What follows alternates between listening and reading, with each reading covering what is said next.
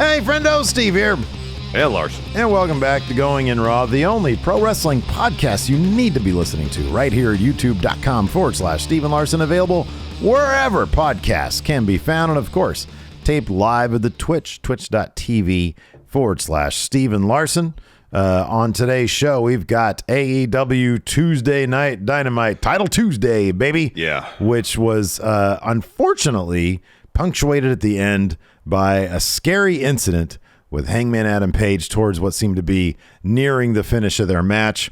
Hangman took a clothesline from Jon Moxley, did his typical big sort of flippy kind of sell thing, and seemingly landed in an awkward way that seemingly has injured him. I don't believe for a second that this is, as they say, a work or fake or anything like that. They needed some more time, yes, for MJF to announce his cash-in thing, but it seemed clear that this was very much something that was not supposed to happen.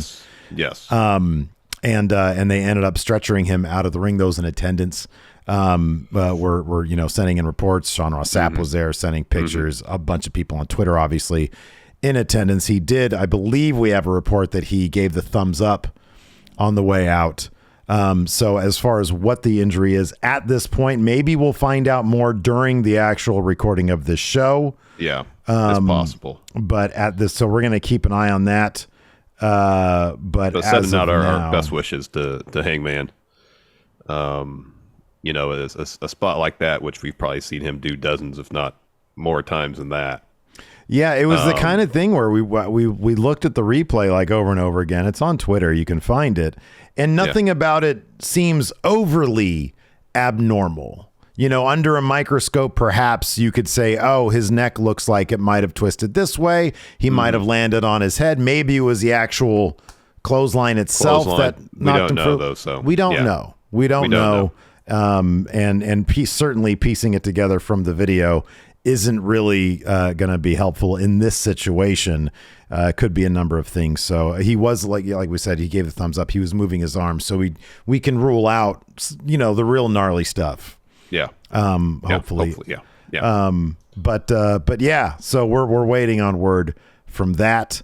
But beyond that, I don't know. I watched Dynamite. I thought it was pretty decent. I thought there was some really good matches on it. They concentrated on the matches, 4 title matches tonight. The Ring of Honor title, Jericho versus Dalton Castle. We had the AEW World title, Mox versus Hangman. And we had the trios titles, and then the interim women's world's title, which were all really fantastic matches. At the very end of the show, after an hour after an amazing promo sequence between MJF and William Regal, MJF is doing vital work right now. It's like when Punk dropped the pipe bomb. It was vital. It was like in the now. And this is the MJF stuff that we're going to look back on and remember, 20 to 15 years from now when he's on autopilot, is that he's doing it on a weekly basis at this point. He really is. Yeah. This is the moment for him. This was the moment for him. And he's doing terrific work. So at the end, William Regal had called him out on doing things the right way. You can be a bad guy, but you can't go around pushing Tony Schiavone.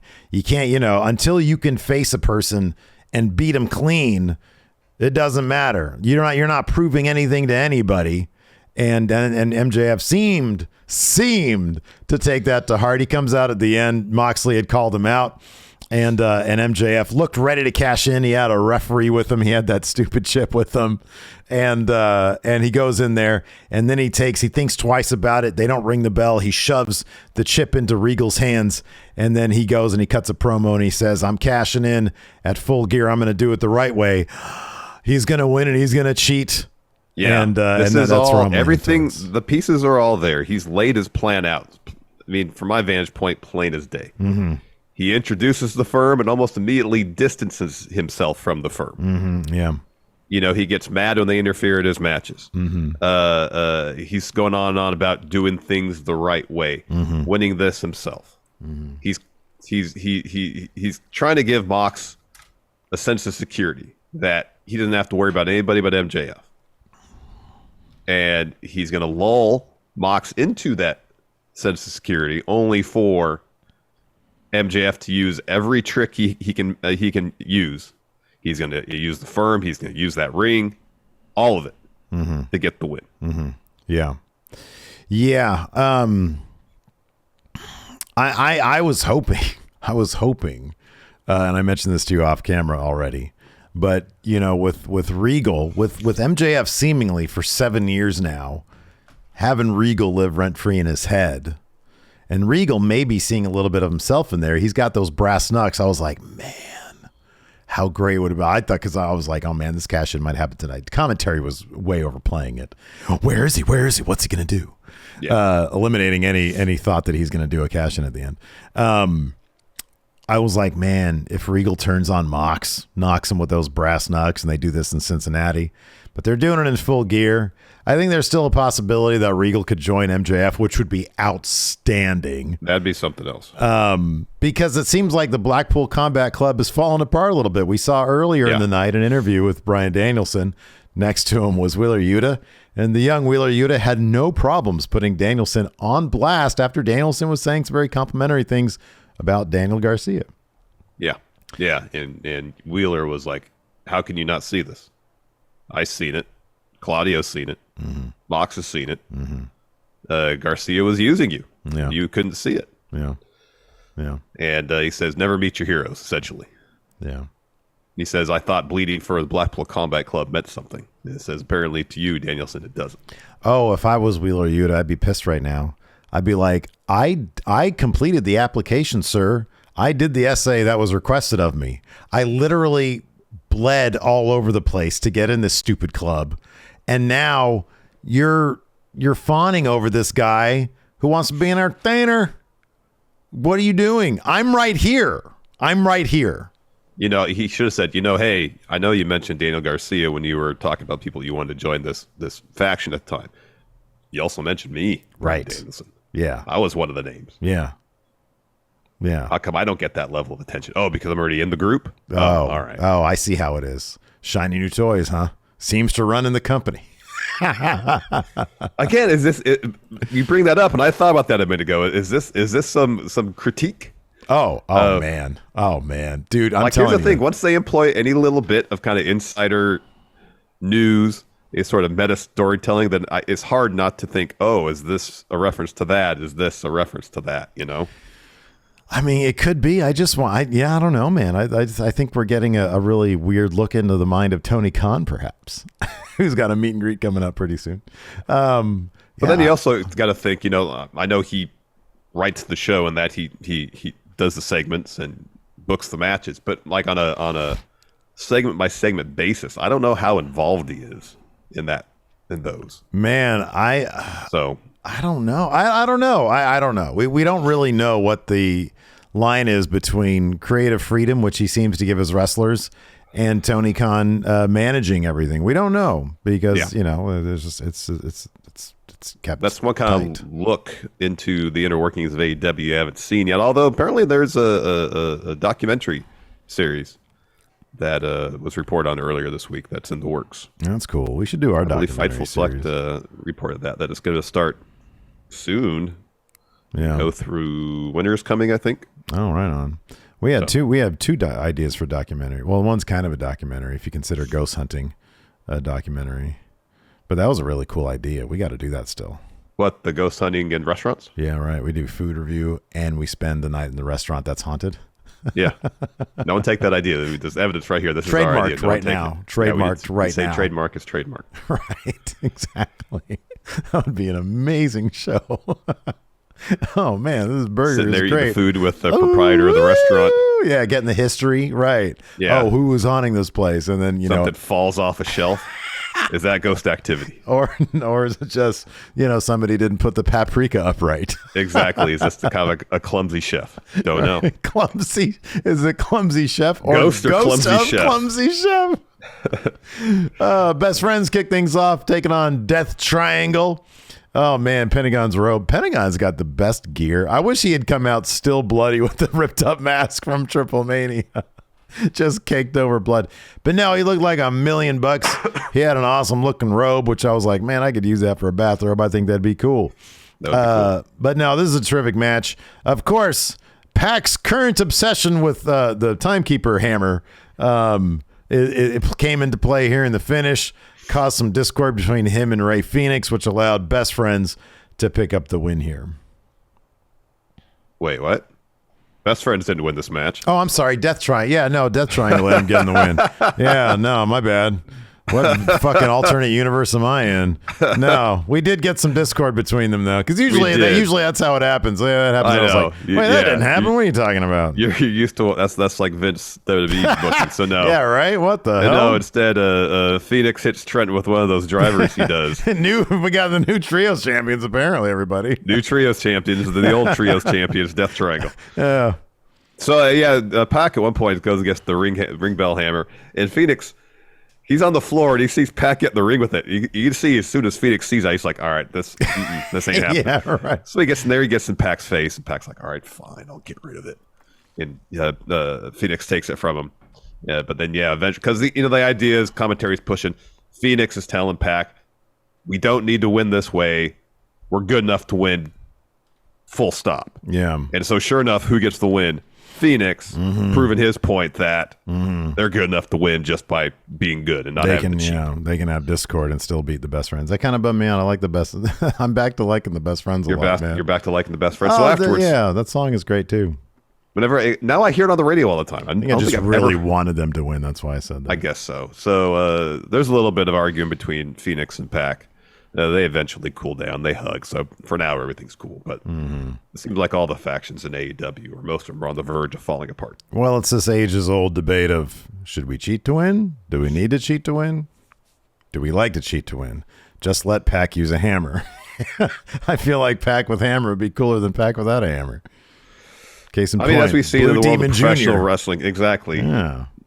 A wrestler employs a hammer in the ring. Generally, interesting things result. After that, we had a Mox and Hangman video package hyping up the main event. That was really cool. They took lots of iPhone footage of Mox training and stuff. That was cool. Well, then driving through the streets of Cincinnati. He was driving around. Yeah, man, that was cool. Yeah. Then we get a Britt, Jamie Hayter, and Rebel interview.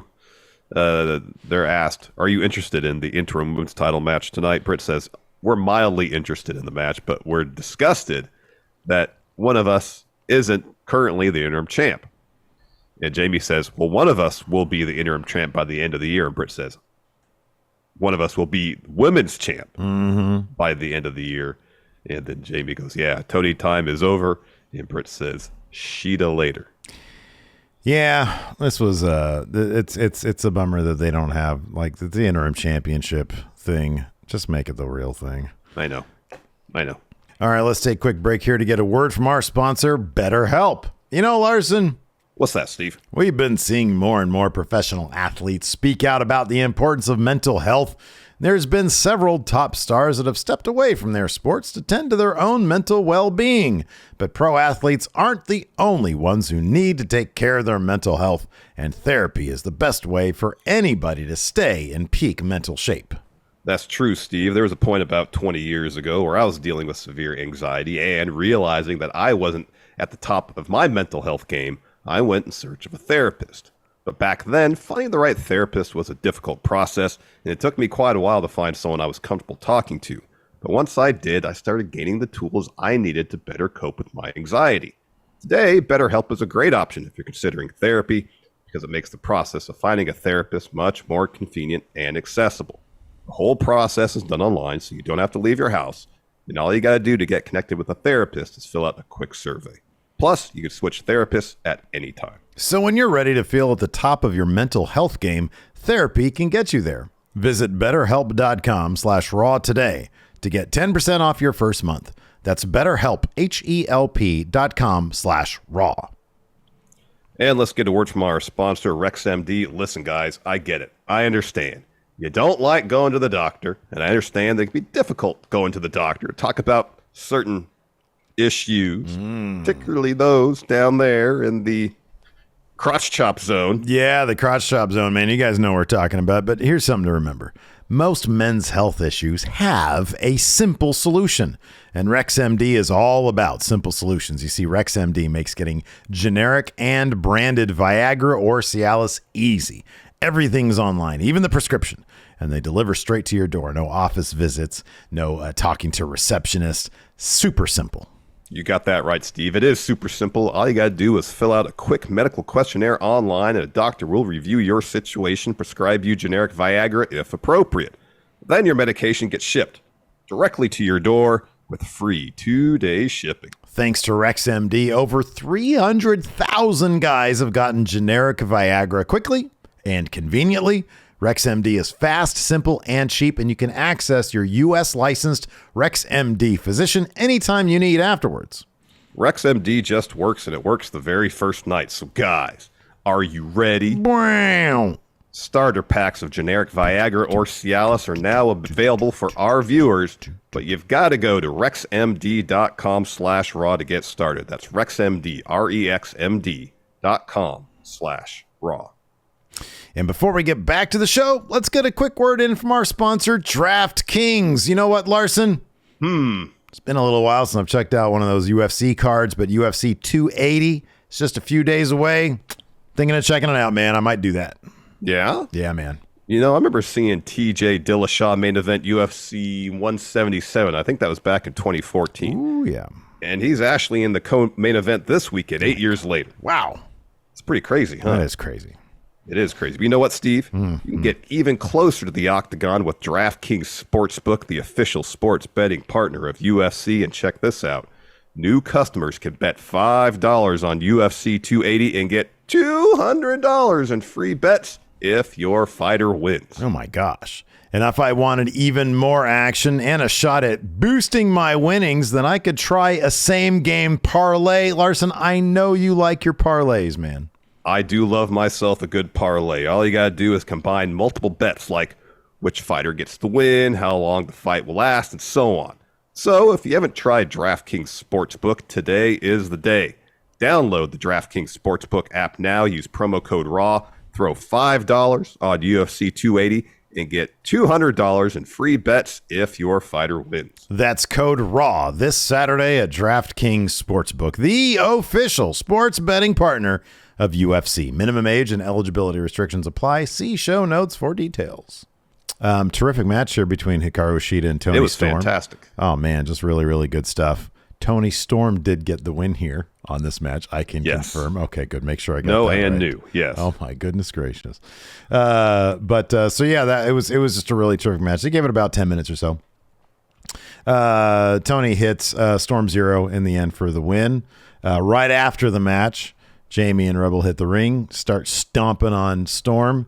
Britt walks down the ramp, cheering on the beatdown. Saraya comes running down the ramp. She's wearing a Steelers jersey too. Of course, she's like, yeah, Bengals and Steelers, rivals. Big rivalry right there. Yeah, she took her time coming down. She could show off the the black and yellow there. So, anyways, Saraya runs down the ramp, tackles Britt, hits some ground and pound. They brawl. Rebel hits Tony with a crutch. Saraya throws Britt into the crowd. Riho comes running out, takes Rebel out with a drop kick. Low bridges Jamie out of the ring. It follows up with a splash off the top rope. Good to see Riho back. She's tons of fun. And her and Tony Storm pay a little bit of respect there at the end when all that was said and done. Yep. I'm guessing in the near future we're going to get Tony Storm versus Riho. Ooh, that's going to be a good one. And tell you what. Really good. Tell you what. Then we got. I'll let you take this because I know you like your Wardlow. I do. I like Samoa Low. Floppy Nips here in chat. If you want to maybe confirm this while I do this. I'll take a look at it. PW Insider says possible concussion for Hangman, but no confirmation. So Samoa Low has a promo. Wardlow says they're talking about the Kingdom and all them. He says, I have zero tolerance for disrespect. He says, we're going to teach the Kingdom a lesson. And then Joe says, pick a championship. The reality is that the Kingdom is two men who have 6 many ways to die, and they still picked the wrong one. So, yeah. I think he might have said so many. I thought he said 6,000. But that wouldn't make any sense either. But no. So many is probably right. I swear I heard the number 6, though. So when you said that, I was like... I did, too. Oh, didn't he say 6,000? Yeah, I thought I heard 6, but I also thought I heard many. So this is what, again, this is unconfirmed. This is a PW Insider report regarding Hangman. It says one source believes he may have suffered concussion, but we don't have that 100% confirmed. And then shortly after that, they had an update here. It says we are told Page left the venue to get examined at a local hospital. There's still no official word as of this writing. Okay. All right. Okay. After that, we had an FTR interview with Renee Paquette. They said, when we they're asked, when are you guys looking? You guys have been number one contender since like 2019. When are you going to expand your collection? Sorry, Steve, interrupt. A couple people here in chat are saying it was 6 million. Joe said 6 million. Oh, he said 6 million. Oh my gosh. Okay. Wow. I undershot that one. Yeah, I guess I did too. With 6 million. 6 million to 6 million. Oh man. So, man, if we keep doing this like deep into our 50s, this show's going to be fucking hilarious by how many things we get wrong. I know. I'm 44 and I'm already getting winners of fucking title matches wrong. You're getting title changes. You're booking title changes in your own mind. Man. I better hope I can keep on doing my impressions so people have a reason to stick around. These two old farts. I got nothing. Well, people don't like change, so if you leave, they're going to revolt. Maybe. So anyways, Dak says, we just want to be the greatest tag team of all time. We already have a lot of belts. With that comes a giant target on our back, but ultimately, we want that 4th belt. AEW titles are our ultimo goal. And then Cash says, 2022 has been the year of our career, or at least 6 months of it. He says, but we need those AEW tag titles. That brings in Swerve and Keith Lee. Swerve says, FTR has prioritizing every other company. And now you guys want to cash in your number one contendership? And then Keith Lee says, you know what, enough. And he's talking to Swerve because Swerve is getting pretty disrespectful with his tone of voice. And Lee says, enough. He says, but you know what, for once I agree with you. He says, because he apologizes on Swerve's behalf. Yeah. I'm sorry, man. If you're my tag team partner, I'm not going to apologize for you to anybody else. Like, we're supposed to be ride or dies here. You can shoot off in the mouth. I'm not going to be like, sorry, my buddy's a weirdo. Keith Lee, he needs to, give a little bit more respect to Swerve. What's your take on that? What's your take on that? I feel like they need, obviously, you have friends. There's tension there rather than seemingly address that in front of people, like during an interview setting on camera. Mm-hmm. Again, it's a convention in wrestling where unless the camera's rolling, no one has any conversations ever. No communication happens. They'll be like something happened one week, and then the next week they're on TV, and it's like they didn't talk about what happened a week before. Yeah, right. Yeah. Yeah. Yeah. It's that thing.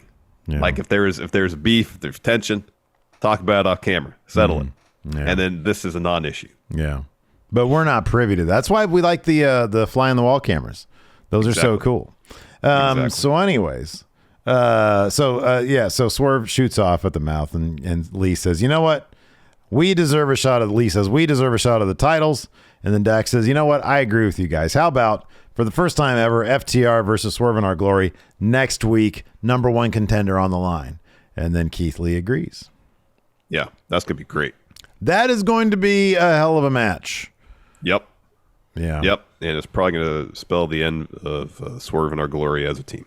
And I know you love this next part, so I'll let you run this down. Oh, this was great. So we get a interview between Jay Lethal and Darby Allin. They made an agreement. No violence. Right. And Jay's like, yeah, I made that agreement because I want to have a rematch against you, Darby, because I want to prove I can beat you. I should have beat you last time. Mm-hmm. And Darby says, well, yeah, you get your rematch, but guess what? I'm going to beat you again. And you're going to ask for another rematch. And guess what? I'll beat you again. He keeps on going on and on. And then Sanjay Dutt pipes in and says, oh, we know your weakness. In fact, a close personal friend has told us what it is. And so Darby and Jay, they both tell Marvez to leave because they're about to throw hands. Mm-hmm. And then they start throwing hands. And they brawl back towards a garage door. And then Jay throws Darby into the garage door, puts him underneath. And then Dutt lowers the garage door so it's across Darby's lower ribs. He's trapped. He's trapped. He's like, getting crushed by the garage door. And Jay decides this is enough. So he runs through a door on the other side of the garage door and puts Darby in a figure four. And then my favorite part, I was like, because I was waiting for, I don't know why I was waiting for, I was like, is this fool going to tap? And then you hear the garage door on the other side. Bang, bang, bang, bang, bang, bang, bang. His foot was tapping out on the garage door. That popped me. The figure, like you're crushing somebody's ribs, him. and you're like, that's not enough. Yeah. I need to put a figure 4 on too. Gosh, I love that he told the camera guy. He says, "Come with me. Watch this figure 4 while we're crushing this guy like he's RoboCop." Oh, like he's Clark Kent in a trash compactor. Oh my gosh. Yeah, that was good. So afterwards, Shivani is in there to interview William Regal. So Regal is instantly interrupted by MJF. Now, if you'd like, because MJF goes on pretty long here, you can take his role. I'll take William Regal here. Okay, I'll try my best. I mean, there's a lot to get through, so I try my best to get as much of it as I could. So MJF comes to the ring and he takes off his Dynamite diamond ring. Because when MJF comes to the ring, Regal reaches for his brass knuckles. And he says, hey, MJF says to Regal, I'm not here to fight. Put the knuckles away. I'm here to talk. He says, here's what's going to happen. I'm going to tell a story, and regardless how long it is, you're going to stand here, and listen to it because you owe me that. And MJF starts his story. He says, when I was 19, training at Creative Pro, Pat Buck and Brian Myers, his trainers, pulled him aside and told him, hey, we got you some extra work in WWE. And for MJF, he says, this was a huge opportunity. I packed my gear in my best suit and drove to Barclay Centers. And all the extras were spoken to by Regal, who told them all they'll have tryout matches before the show. And he said his match was second. And he said the onlookers were Arn Anderson, Dean Malenko, Adam Pearce, and William Regal. The first match started, and Malenko pretty much instantly rang the bell and told him to leave. So he gets in the ring, MJF does, and he says, I wasn't fighting for a contract. I was fighting for my life because pro wrestling is my life. And he says, after I won the match, Regal pulled me aside and said, follow me. And Regal pulled him aside to some room and said, all right, you got 3 minutes to sell yourself. And MJF said, when I was done, Regal had to pick his chin up off the floor and said, I'm going to get you a job here today. And then MJF says, I realized at that moment that I was going to be a superstar, that I had done it, that my dream was about to be accomplished. And then Regal asked MJF how old he was. And then MJF said 19. And Regal says that you're much too young. And MJF said, my heart stopped. My dreams evaporated. Then Regal gave me his version of hope. He says, I don't put my name on many people, but when I do, they get jobs here. He lists off Claudio, Danielson, Mox. He says, I see something in you. And when you come of age, I'll put the word in for you. Until then, every month, send me a match and a promo. He says for the first 2 months, he did that. And Regal would send him, kind of like a standardized, polite response. Essentially, thanks for sending it in. But the third month, he did a promo, and Regal sent an email. And it culminates in him pretty much saying, WWE is only after top class athletes. Send me your stuff when you get there, essentially. Yeah. And MJF says, when I read that email, I wanted to quit wrestling and I wanted to quit life. That email made me want to kill myself. And then I realized if I did, then Regal and all the naysayers will win. And now here we are, and how the tables have turned. It's 2022, and Regal is now a sad, withered old man who got fired. And now Regal showed up in my company like a succubus. And here I am. I'm MJF. I'm a generational talent. And I'm also the man who Regal's former employer would take several human lives to get him to sign the bidding war of 2024. So he says, now when I read the email, I don't get mad. I read it when I want a hearty laugh, because right now Regal is a joke. And I'm about to become the AEW champion of the world. That's right. And he throws the mic down. He thinks he's done. Yeah. So Regal takes the mic.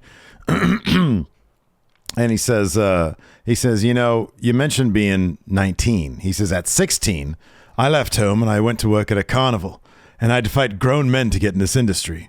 He says, I didn't mean to I'm not going to do the voice the entire time. He says, I didn't mean to cast you aside. He says, I saw the MJF I see now. He says, I want to light a fire under you. He says, in this day, you can't have 16-year-olds having their face crushed by adults. And if a bloody email is what it took to get you into this place after 7 years, you've had it easy. And you have had it easy because I told you to practice. He says, I could tell how talented you were back then. He says, before you were born, I was talking trash to Shivani, but I never laid a hand on him. He says, anybody who stepped through the ropes was fair game, but I never laid a hand on Shivani. He says, I wanted you to be where you are. I knew you had it in you, but you've let me down because you've taken shortcuts. He says, just because you're making lots of money, it doesn't mean anything to me.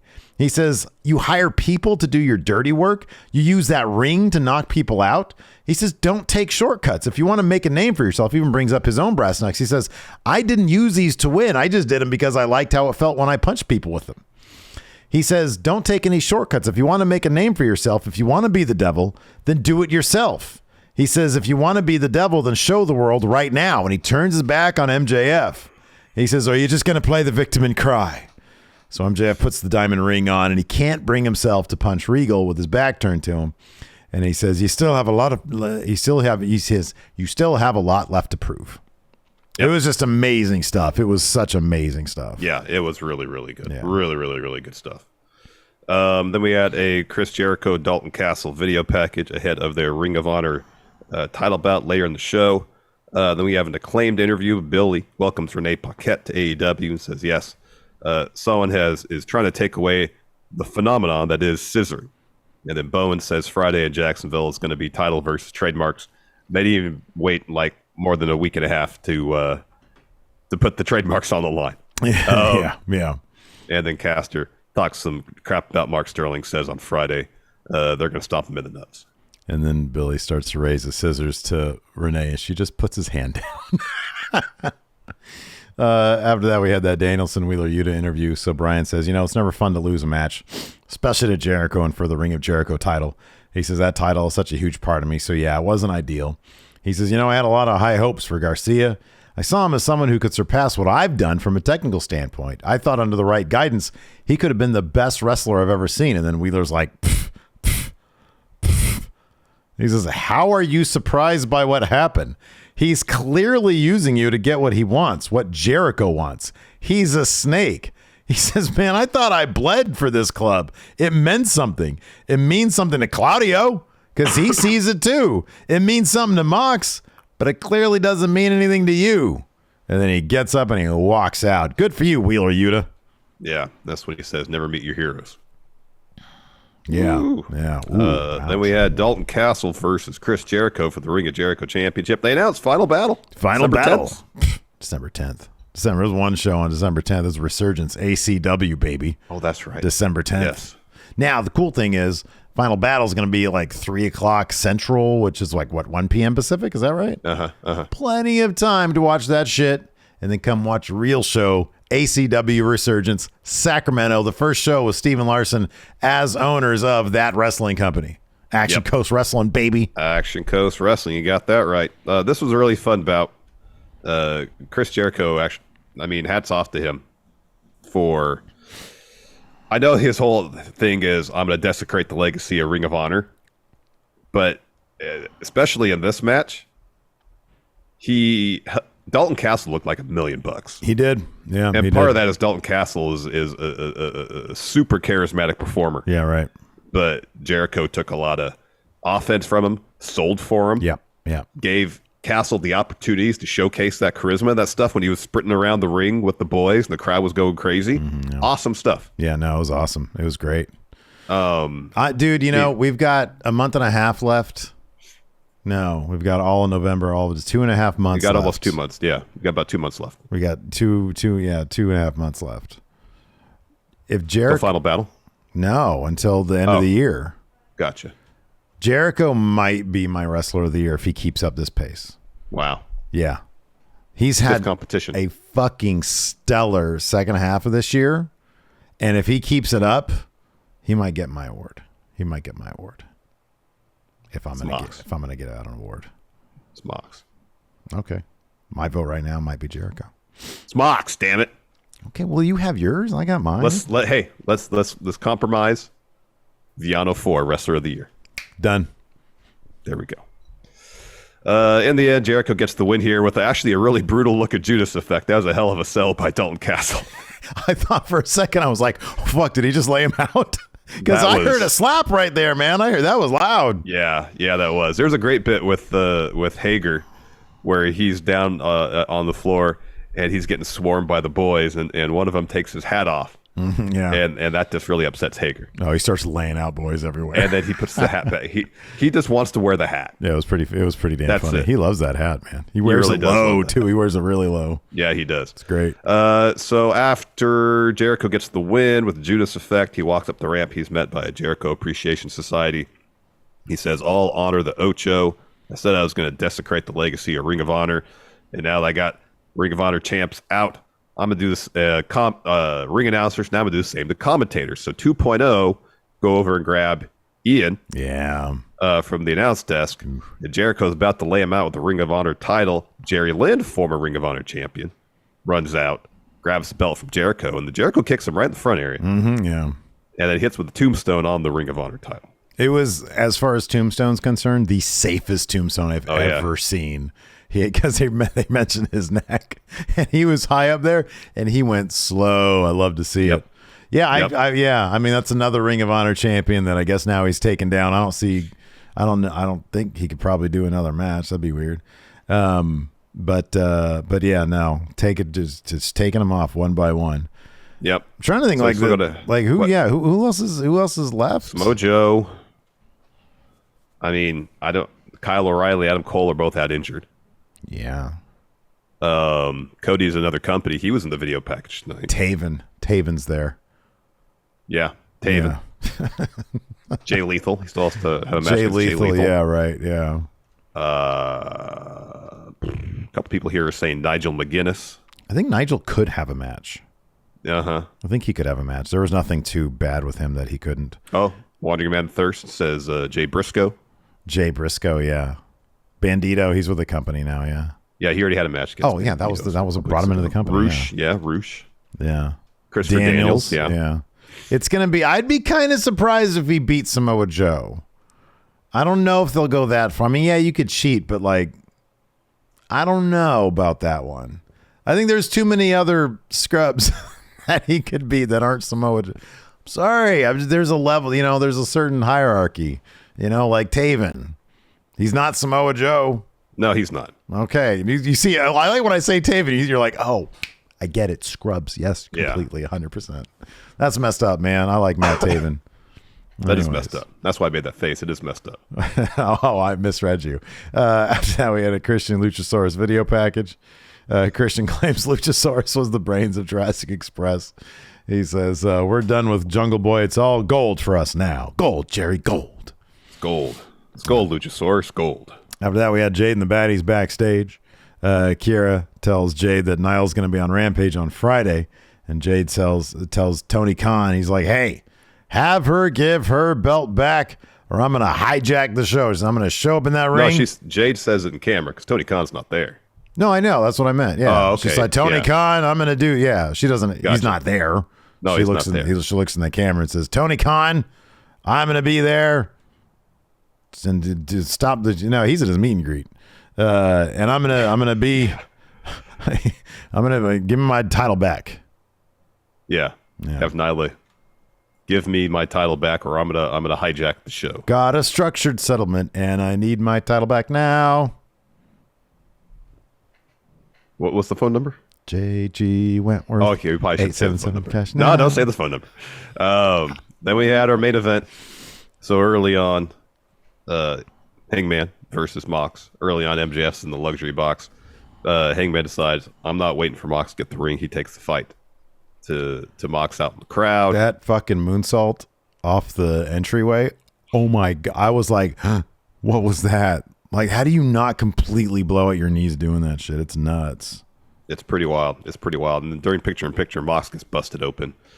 As you would expect, this was a real physical match. And it was just a spot that we've seen people do tons of times. Yeah, right. Mox hits the huge King Kong lariat, and Paige tries to do the flip over bump to sell it. And somewhere in there, got hurt. Right away, the ref's on it. Mm-hmm. Calls the doctor in. Doctor checks on him, and they wasted no time. They called off the match. They understood potentially how serious this was. So Mox is the winner. Referee stoppage because of the injury. So Regal walks down the ring to celebrate, and then you can tell Taz is real shook up because they cut the commentary, and Excalibur is trying to run down, or is running down the cards for the next two shows for Rampage and next week's Dynamite. And Taz is, saying, hey, they're bringing a stretcher out for Paige. And eventually they go down to Mox for a promo. And he says, hope and pray that Paige recovers.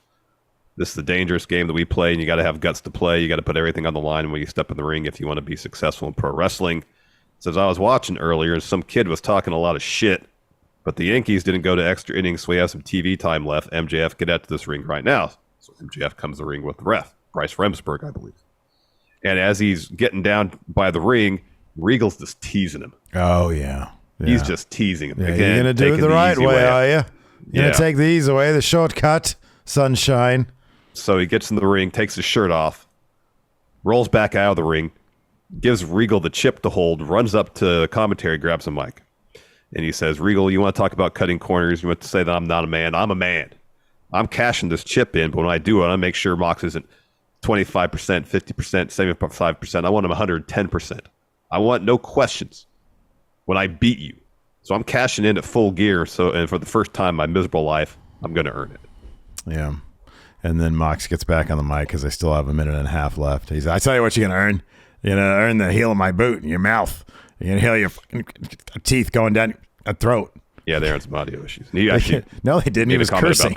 He was cursing because they were like, put the crowd. Well, yeah, no, he did make a comment about that. He did. He said, there's not even a mic that works on this show or something. Because I swear when he said, I'm going to put your teeth going down your throat, I swear to God, he mouthed the word fucking. And so I was like, oh, they're and then there was another time when they did the same kind of bleep, but it was for the word shit, and they just missed it, and the person said shit. Yeah. Maybe Mox thought they were off the air by that point. That's what I kind of thought too. I was like, oh, does he think they're off? He thought the trademark's on? No. So anyways, he says, you earned my fist going up, your asshole. MJF has earned at full gear a date with destiny, a day with the best wrestler in the world. We're going to find out what MJF is made of. I'm making an example out of you. Yeah. Yep. Oh, okay. Fudgy says, can confirm he said the fuck word on the fight feed. Okay, that's what I thought it was. Right. Yeah. Very well. Oh, yeah, that's right. Yeah. Jorge mentioned this too. When during the MJF promo, they started chanting, you fucked up to Regal over not hiring MJF. And then they brought the crowd audio way down. I was like, wow, that's kind of impressive. So anyways, we have a couple questions here on the Patreon at patreon.com/Steve and Larson. We've got a variety of reward tiers over there. A couple new patrons, Andrew Connolly, RJ Watkins, Raven Effect, Bryce McGeorge, and Simon Schmidt. Thank you very much for your support. We appreciate it. We leave recap QA threads for most of our recaps. A couple questions here. Blake Whitehouse, why are people excited for War Games being an annual special, but hate Hell in a Cell also being an annual special?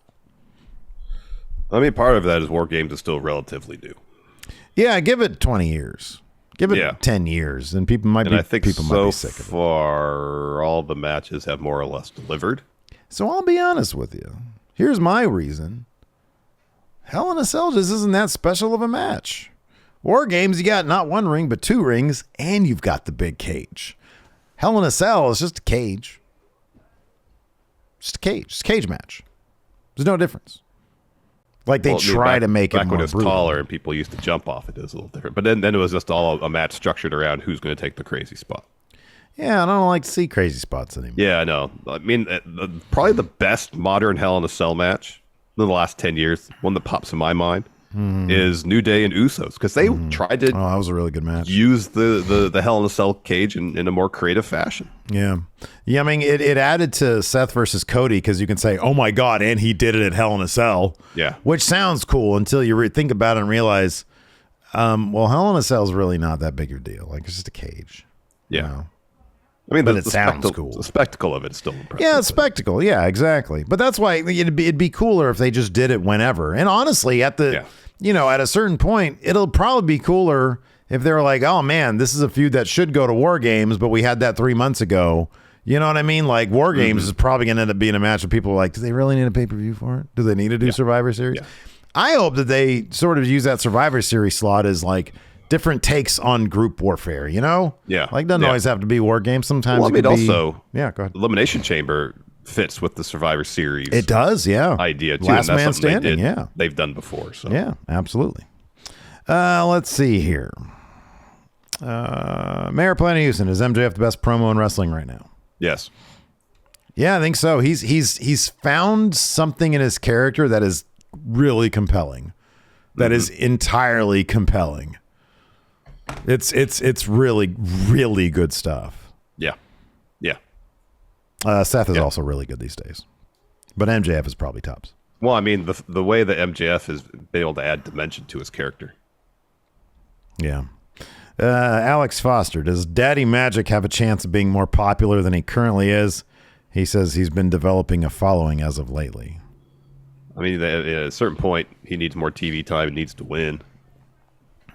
Yeah, I think he could probably, if Tony Khan really saw something in him and was like, I'm going to push this guy to the moon, I'm sure he could. It just depends. I mean, for everybody, it just sort of depends on what the promoter sees and what they want to do. I mean, he's a good talker. He's good in the ring. Yeah. Yeah.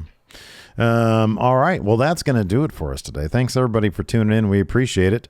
Tomorrow is a free day because we got to do AEW today, so nothing tomorrow.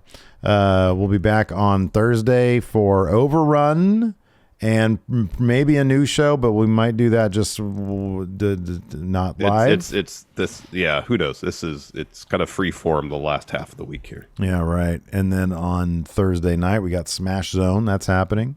That will happen. Friday, we've got our normal Friday news show. And then on Saturday, it's Halloween Havoc. I'm kind of game time decision at this point. That's a joke, right? That's a joke. You're just saying that. It's game time decision? But we have to promote to the people. Are we going to do it at Twitch or are we going to do it at MF Steve here? Because I'm going to do it regardless. Yeah. No, I don't know. If you take it off, maybe I'll take it off. I don't know. I want to be around. I don't know. I mean, it's Halloween season. The kids want to do stuff, and so it's. Are you ribbing me? Are you fabing me? Are you fabing me right now? No rib here. No rib? Legit. No rib. See, the thing that I like about this precedent that you're establishing is that now when I'm way behind on predictions, I can just be like, I don't really want to do this pay-per-view.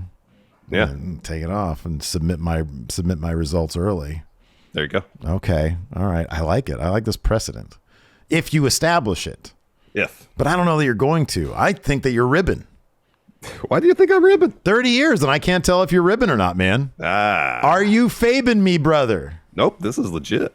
Is it? Yeah. Swear on something. Why do I have to do that? Because I don't believe you. All right. Well, that's on you, not me. Folks, where's the lie? We'll talk to you later. Bye.